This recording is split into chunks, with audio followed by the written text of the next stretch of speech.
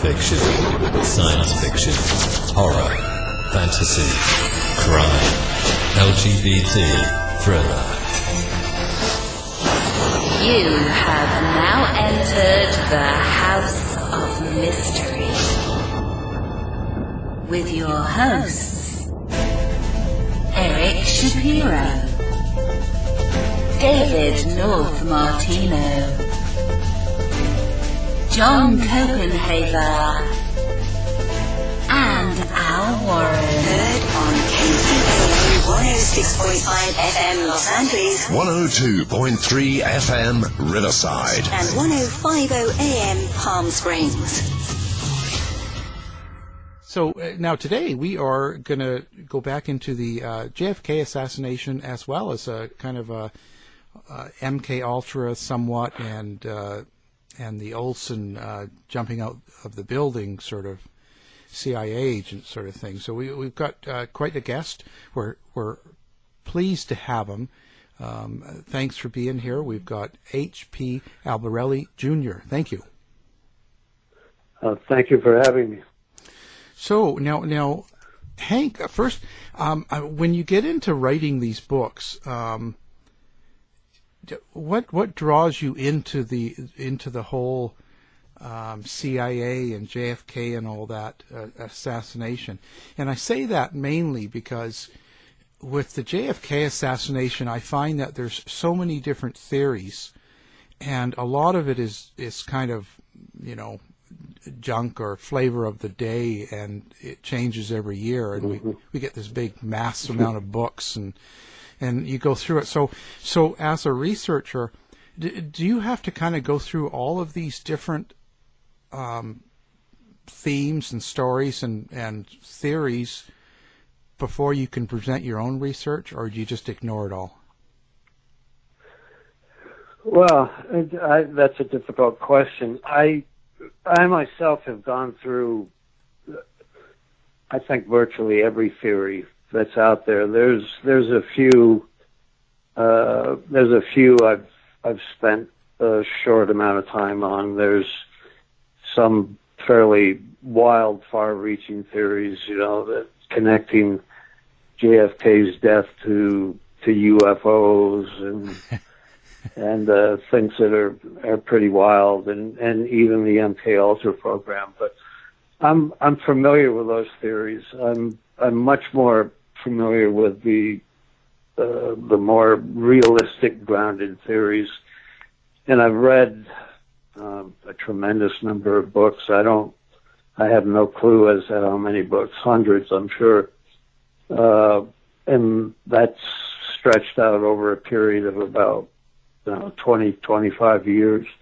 Originally, I had no intention of getting involved in the subject of the JFK assassination at all. I've been warned by other writers that it's a black hole, and once you become involved or immersed in it, it's very difficult to extract yourself, and that's true. But I maybe took a different approach from others in the sense that I don't really have any emotional investment in the story or in any of the theories, and not because I didn't care for JFK. I mean, I was in high school when JFK was assassinated, so I didn't really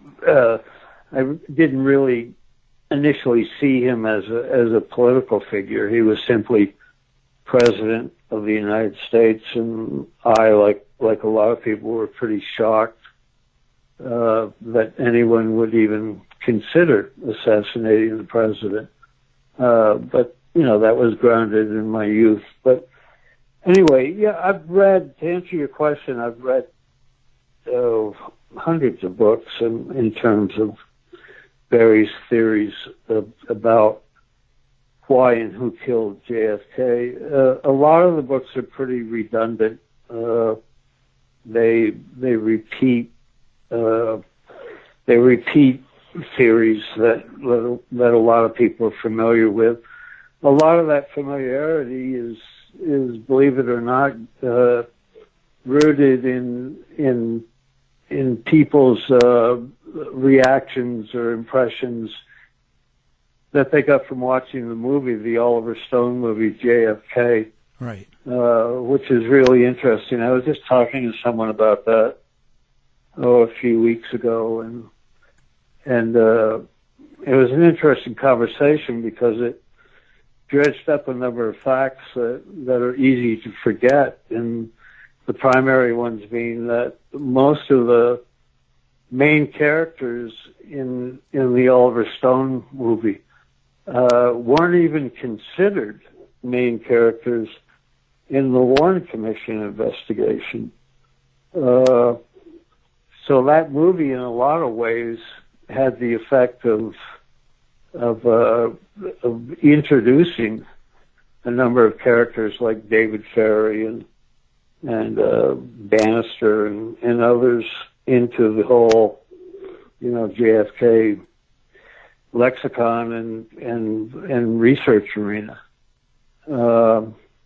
Since that time, since the movie's been out, a good number of the books that have been published do focus in many ways on the Garrison investigation, and there's a good number of writers and researchers who are very much tied to the Garrison investigation and agree with a lot of the findings of Garrison.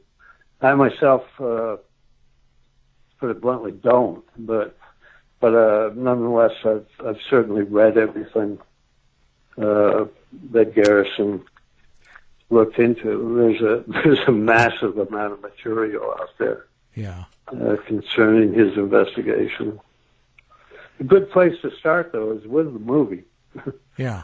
Oh, for sure. Can people really trust in the government to do a proper commission? Like when you talk about the Warren Commission, that seems to be a big spot where a lot of people talk and they say it was a whitewash and all that. And when we talk about the Frank Olson case and the Rockefeller Commission, and obviously there was flaws in that too. How reliable is it that these commissions get appointed by the president and then they give us information that's not really very, very good? Yeah, well, I think almost in all the cases where commissions have been appointed by the president, for example, the Rockefeller Commission, the Church Commission, the Warren Commission, they're all created primarily because of political pressures that are brought to bear on the government and generally on whoever's president at the time. But if you, and I've had a large amount of experience reading through all the findings of these commissions, both published findings and unpublished findings, and then interviewing countless people that work for them. The thing that I find is because they're created out of a political concern, that most of their findings don't go beyond that. They discover things that the public and other politicians certainly find some value in. But bottom line is, and I think you got to cut to the chase. Bottom line is that nobody ever pays the price for anything as a result of the investigations of these commissions. There were, if you look at the Rockefeller Commission or the Church Commission, which dealt almost primarily with the CIA and assassination and some of the drug programs, nobody was indicted for any of those acts, and I'd say at least 60 to 90% of those acts were completely illegal. both on the local level and on the federal level. So what these commissions amount to, actually, this is my opinion, is they're really dog and pony shows for Congress to be able to step back and say when they're finished, well, we looked into this, we discovered a lot, we know what happened generally, but we're not going to punish anybody, and there really isn't any bottom line. Because when you consider, okay, can these things happen again? Are they likely to happen again? The answer, like it or not, is yeah, of course they'll happen again. They're probably happening while the commission is conducting their own investigation. And we certainly know that to be the case with assassinations and with all the drug programs, the CIA drug programs, MK Ultra, MK Naomi, all of those programs. They continue to this day because no commission or committee that delved into them and investigated them ever drew a bottom line where they said, no, we don't want this to happen again in this country. And we're going to introduce into Congress a law or, legislation or regulations against it. That's just never happened. Even with a church committee where you really had a Pandora's box concerning assassination and assassins, and CIA people that oversaw those assassinations and assassins. Nobody ever said, well, we don't want this to happen that long. There was a lot of lip service paid to the fact that supposedly there were laws on the books that forbade assassination, and there were, but, it happened nonetheless, and you had countless people testifying to that effect before these committees. So, I don't know, you can go around and around with this stuff, but bottom line is, they satisfy the public and other members of Congress for a short period of time, and then it's sort of, 2 or 3 months later, it's back to normalcy, and that normalcy includes all those shocking and so-called illegal acts. The only thing being that now they're not so shocking, and now they're not considered that outlandish. In 1950, in the late 50s, well, actually in the mid-70s, when all the LSD experiments were exposed that the government was conducting, people were pretty surprised at that. The general public was pretty surprised at that. A lot of college kids weren't, and they probably had a better footing in the effects of LSD than Congress or the CIA did. But most people were pretty shocked at that. Today, they wouldn't be. Drugs are more widely accepted, and drugs are illegal in a lot of states, and becoming more and more so. I assume within 10 or 15 years, certain drugs will be entirely legal in this country. So I guess these commissions and committees, if they provide any kind of benefit, it's just to expose things that haven't been exposed and to kind of shake people from their sleep in terms of what the government, really is doing, both in the country and worldwide. But nothing ever changes. It just you just get more of the same. Hank, you're right. Actually, you're 100% correct about these commissions. They do all this, like you said, dog and pony show, and don't really produce much action. Matter of fact, I believe it was Katzenbach, I think it was, who recommended that there be an investigation. It seems that this 888-page Warren Commission report has created more conspiracy and more question than I think they originally set out to quell. What's your opinion? That's right. Well, that's right. The Warren Commission report, I think the summary was like 1,000 pages, but the entire report, I think it was 26 volumes. Was it? Okay. Very, very thick books, and those were made available for sale. People can still buy the various volumes now on Amazon used. Nobody's republished them, but there's hundreds of them still out there. But yeah, there's still researchers poring over those volumes, and finding things of importance or seeming importance that were overlooked in 1964, and possibly, throw some light on what really happened with the Kennedy assassination. But the big problem with the Kennedy assassination, I mean, it's probably the biggest. A lot of people claim it's the biggest mystery in the world in terms of, a whodunit, who killed Kennedy.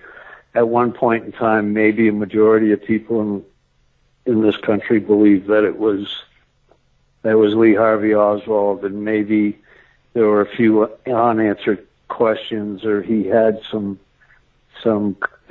people that cooperated or collaborated with him, but people generally believed he was guilty. But that didn't last long. I think that started to that percentage of people, which is a majority, started to shrink pretty quickly within the first 10 years. And I think now there's been Gallup polls over the last 30, 40 years that reveal that anywhere from 60 to 70% of the country, maybe more, don't believe that it was Lee Harvey Oswald that killed Kennedy now. But then when they're asked for specifics, they either don't know, or they offer, one or more of the countless theories that are out there. So that commission certainly didn't.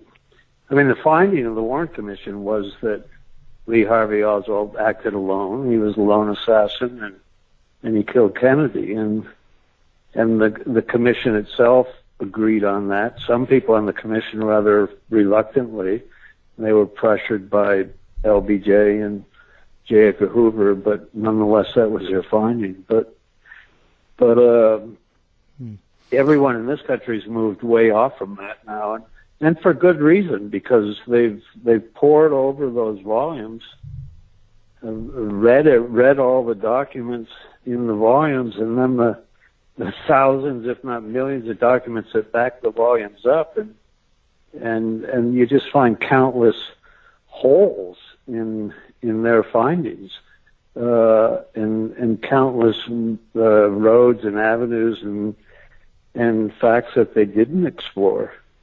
Do you think and that presents a big problem in terms of the Kennedy assassination today, because there's so many people, and I'm not criticizing this. There's so many people that are interested in solving the case and have a stake in it one way or the other.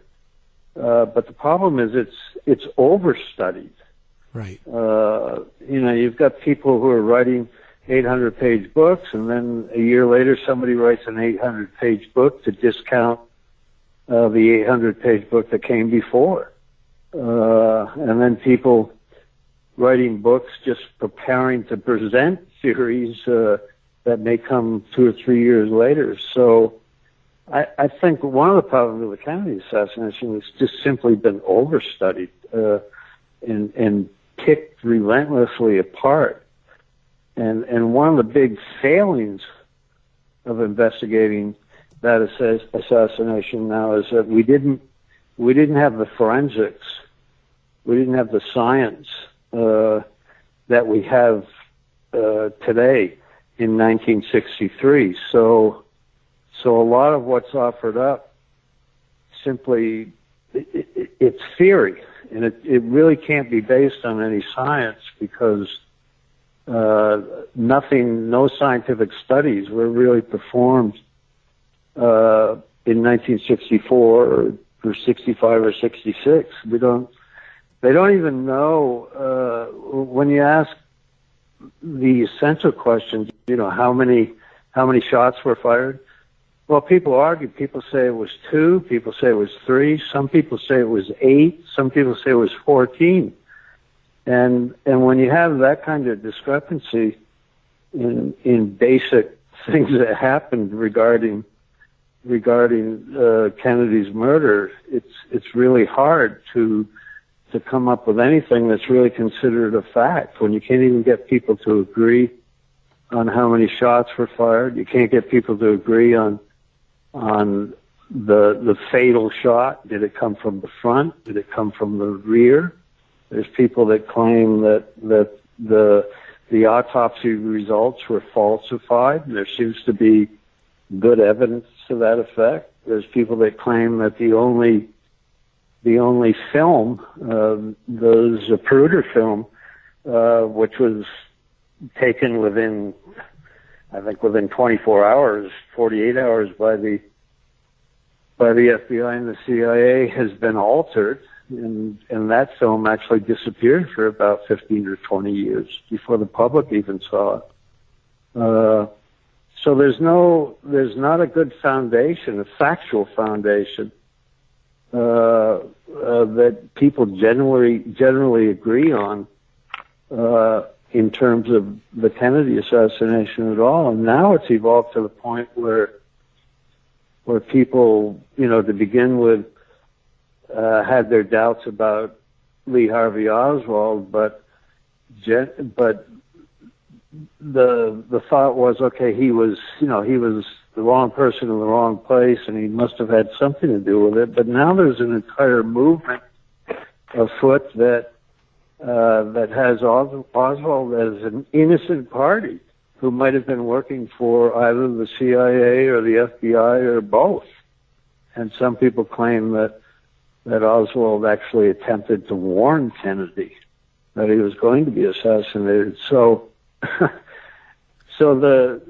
could go on and on like this, but it just shows the lay of the land, the landscape they're dealing with in terms of trying to solve this actual mystery in the absence of any really hard evidence. Is hopeless. I was going to say basically that. Hopeless. Yeah, it doesn't seem to be.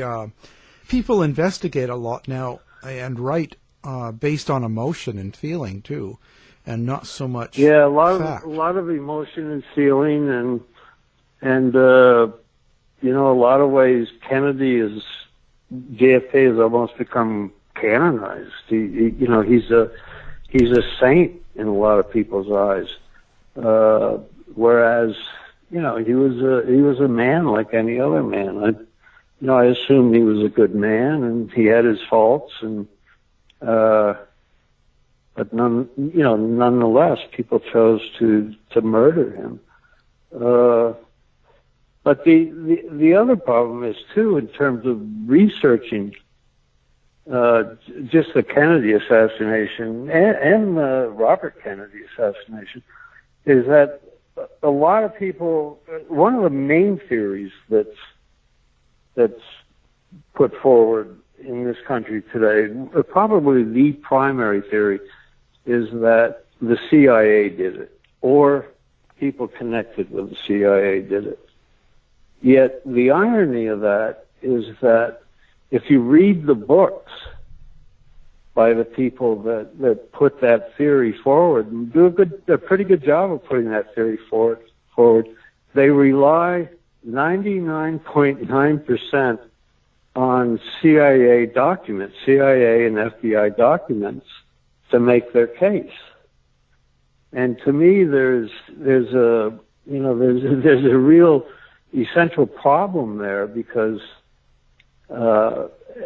anyone that thinks that the CIA is releasing documents, has released documents in the past, or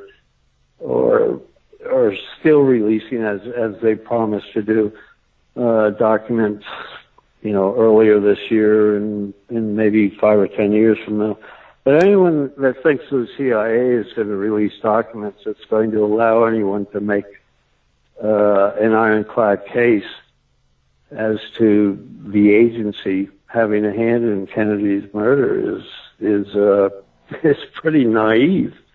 I mean, they've had since 1963 to go through these documents. I'm not saying they're going through them today. I think most people, virtually everyone that works for the CIA and FBI today has no idea who killed Kennedy or both Kennedys. They weren't born then, or they were very, very young then. They certainly didn't work for either agency. And a lot of people have this fixation that anybody that goes to work for the CIA somehow is indoctrinated right off the bat in terms of the Kennedy assassination and told this is what you can say, this is what you can't say, and more importantly, this is what you think. And that's just not the case.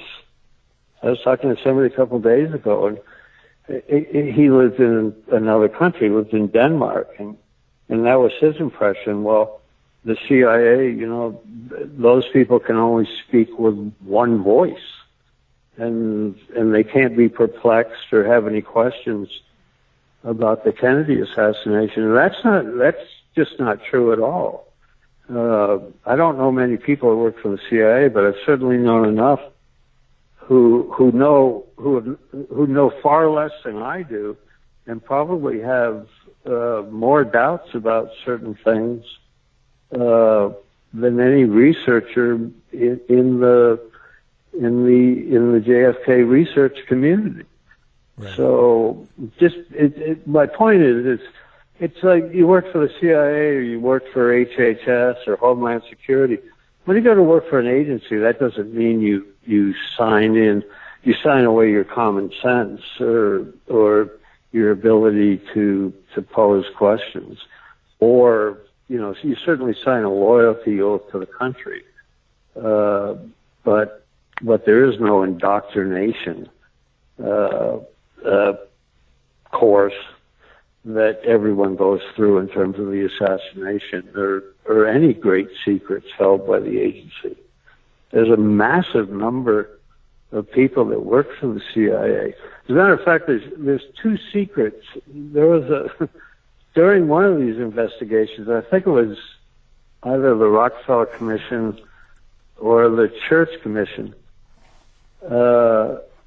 a senator, I don't remember which one it was, said, well, I'd like to ask Richard Helms, who was director of the CIA at the time, I'd like to ask you 2 questions.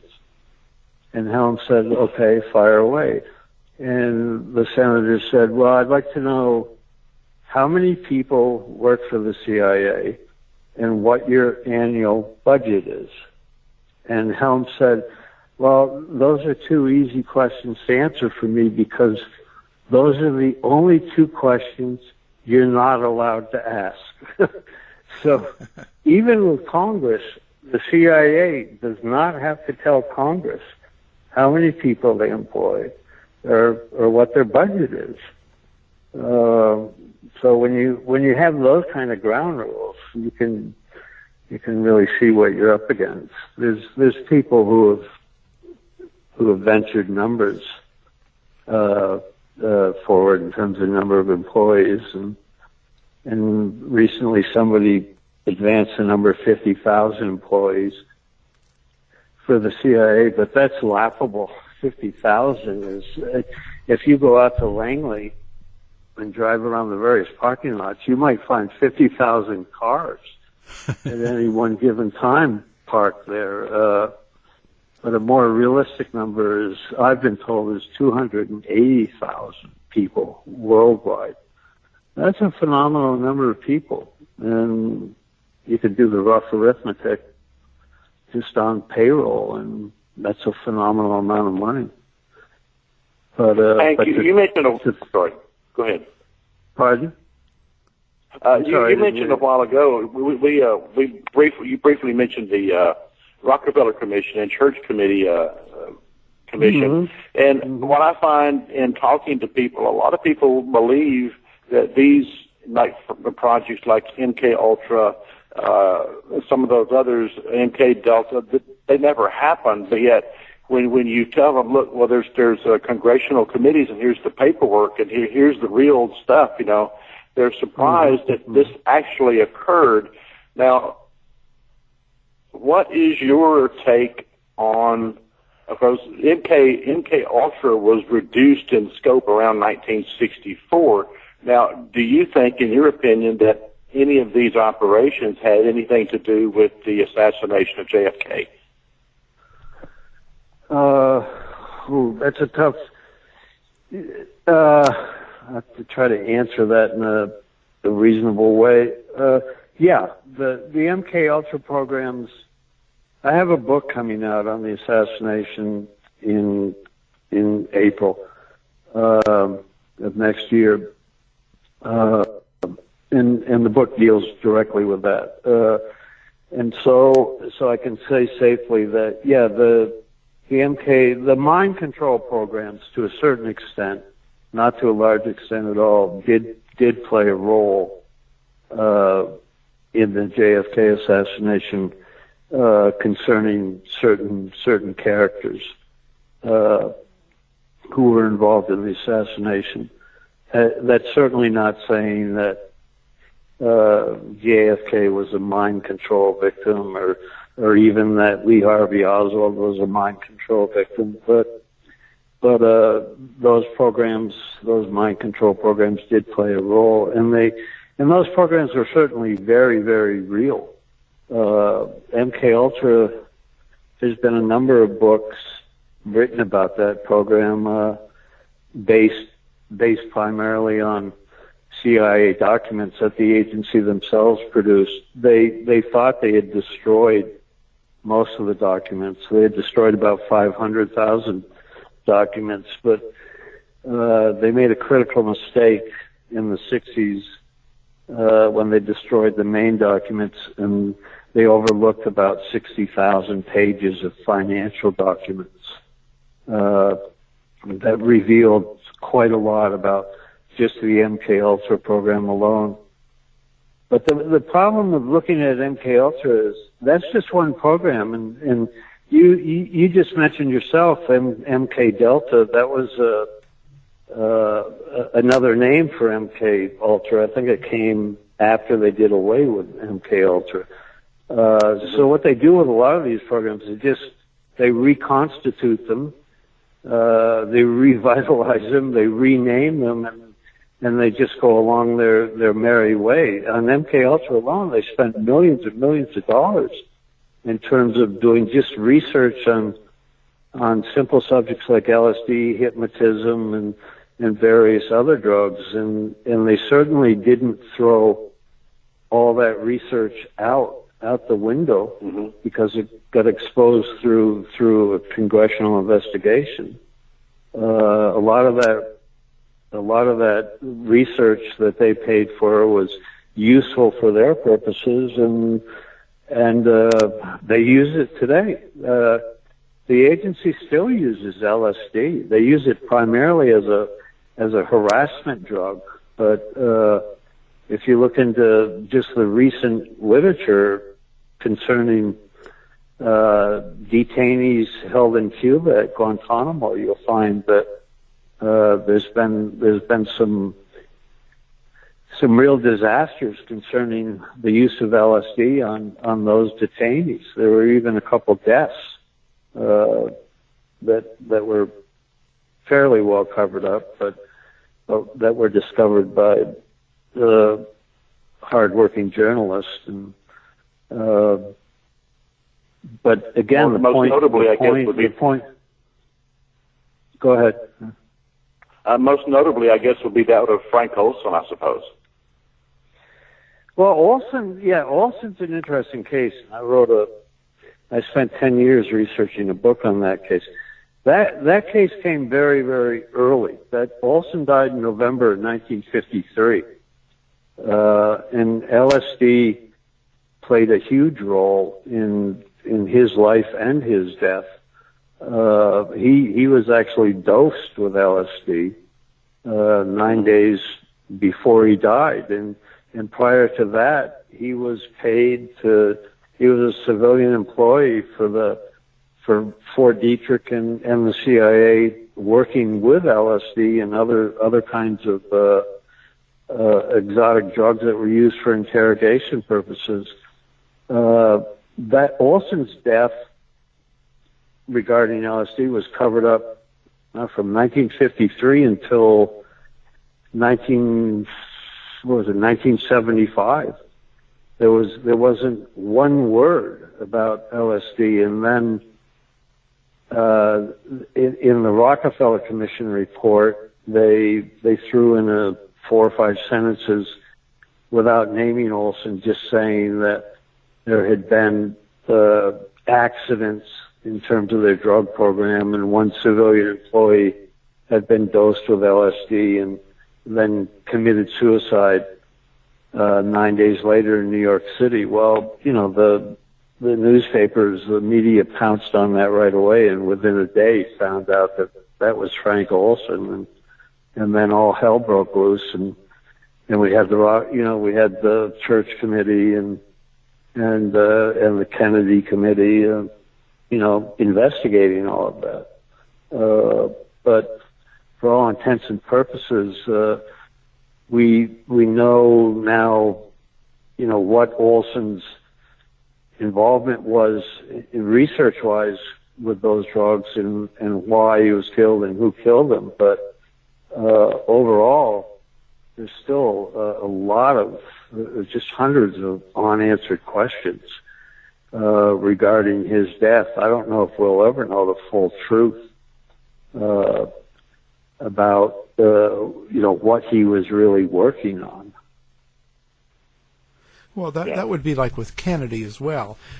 No matter how many documents they tend to release and whatever goes on, is there really going to be a single answer for the death of Kennedy or for Olson at this point? Well, for Olson, my book, I started out with the intent of writing a 10,000-word article on the Olson case, and realized within 4 or 5 months that would be impossible. I was going to spend 2 or 3 months doing that, and I ended up spending 10 years researching that book. So we know now, in large part, what Olson's involvement was with LSD and other drugs for the CIA.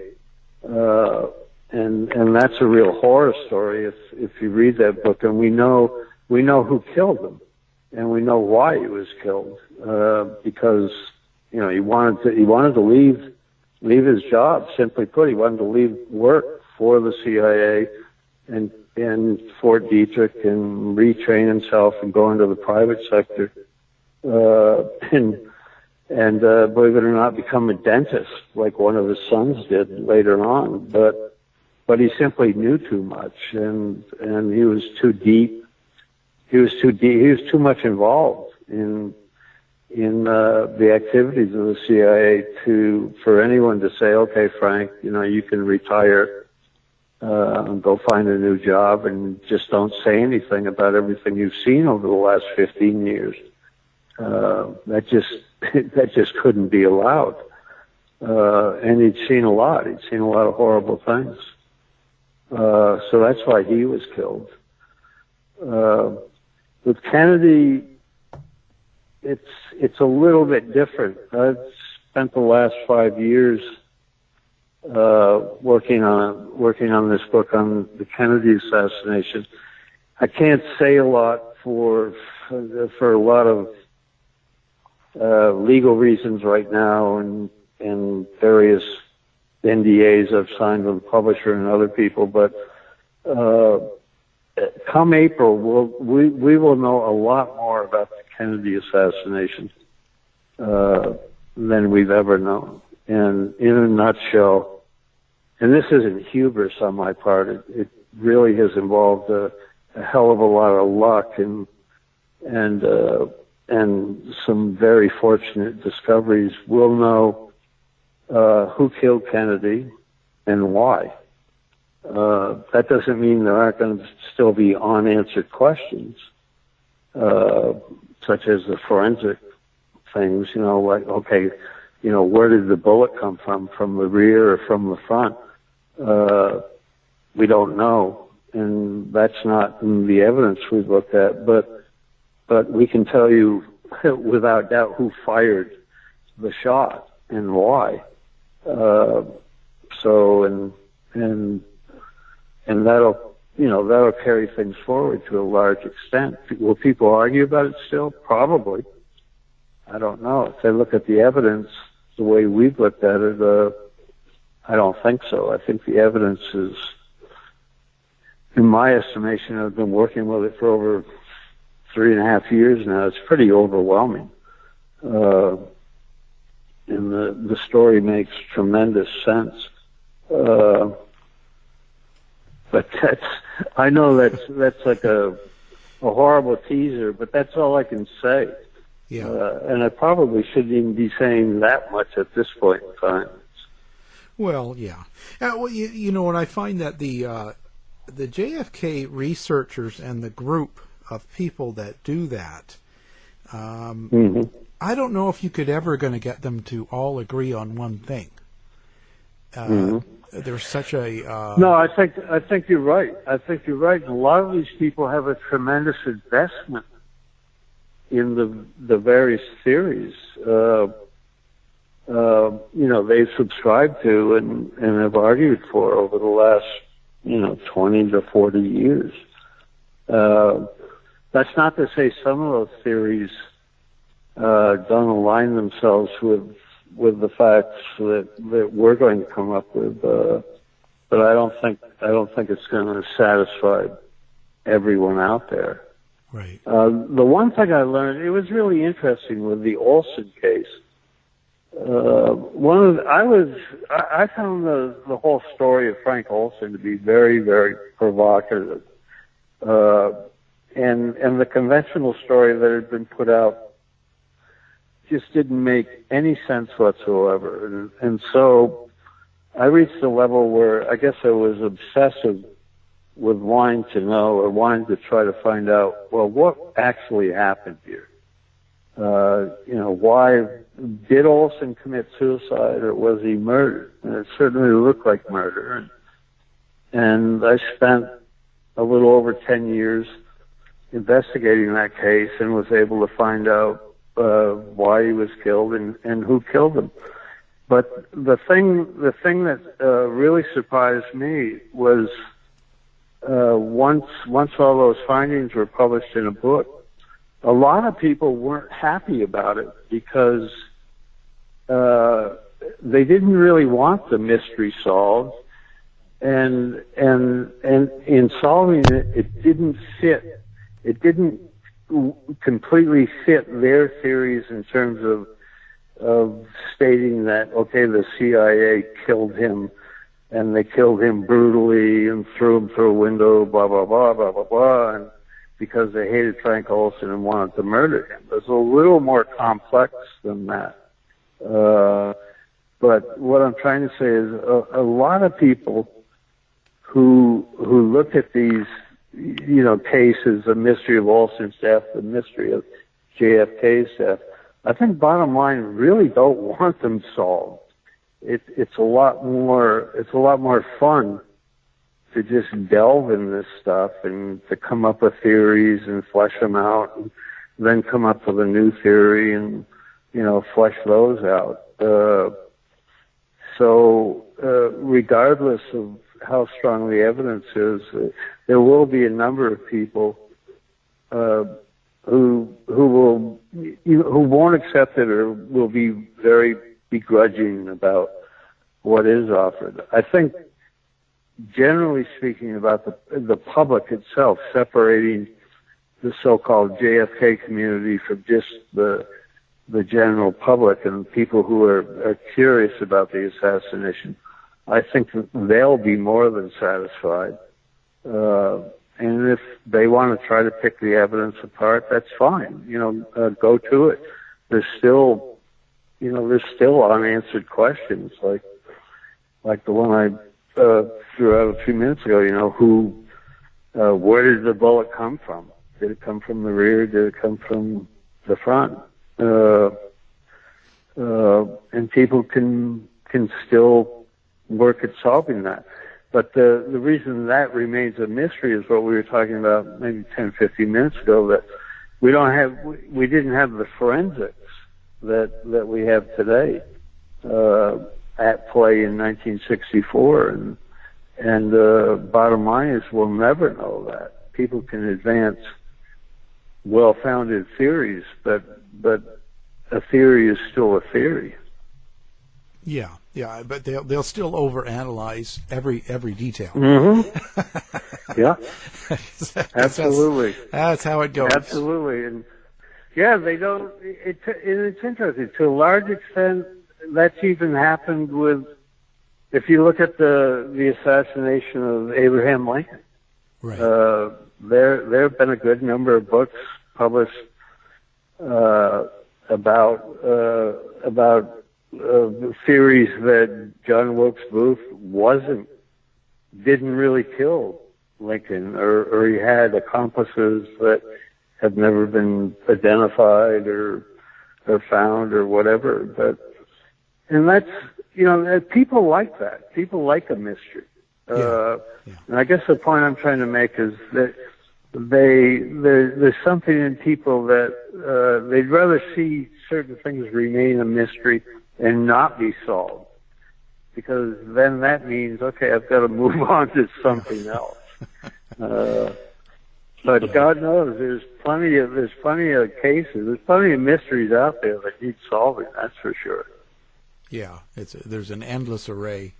Wow. Endless. Yeah, absolutely. Well, it's been a fascinating conversation. So now your books, of course, are all on Amazon and in good bookstores. Yeah, they are.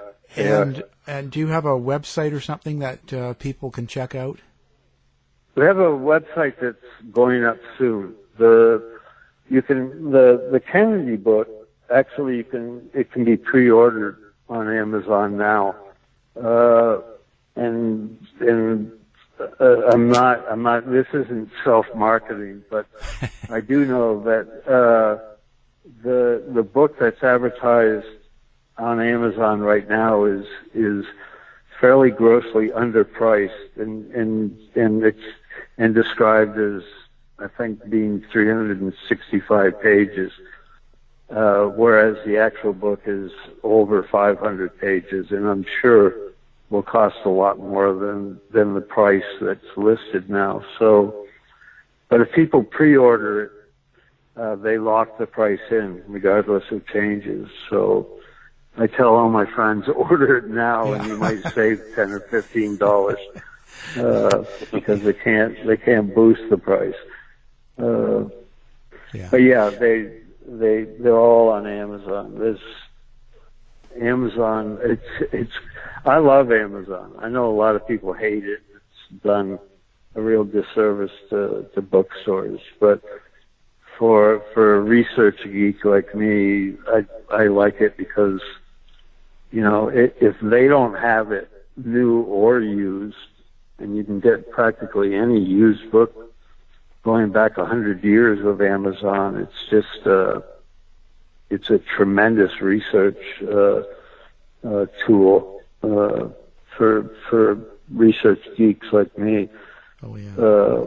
Initially, when I was researching, when I first started the Olson research, the internet wasn't really available for research. So I used to go to the Library of Congress every day, and because they have every book that's been published virtually in the world. But that was extremely time consuming, and you can't take any of those books out of that library or even buy them at that point in time. So yeah, I love Amazon. Yeah. Yeah. Makes life a lot easier. A lot easier. Yeah, it certainly does. Well, But again, I'd be happy to come back and talk to you once the book's out. I'm sure we could talk for a long time and very, very sensibly about who and how and there's a number of major surprises in the book, things that really kind of knocked me off the box to begin with. I heard Hillary Clinton did it. Sorry, I have to end on a good laugh. The Russians did it. Well, thank you, Hank. Our guest has been H.P. Albarelli, and all of his books are on our website as well. Thank you for being here. Thank you very much. I appreciate it. To find out more about our show, guests, or to listen to past shows from our archive, please go to www.houseofmysteryradio.com. Show's over for now. Was it as good for you as it was for me? Well, good night. This has been a production of Something Weird Media. I'll be back.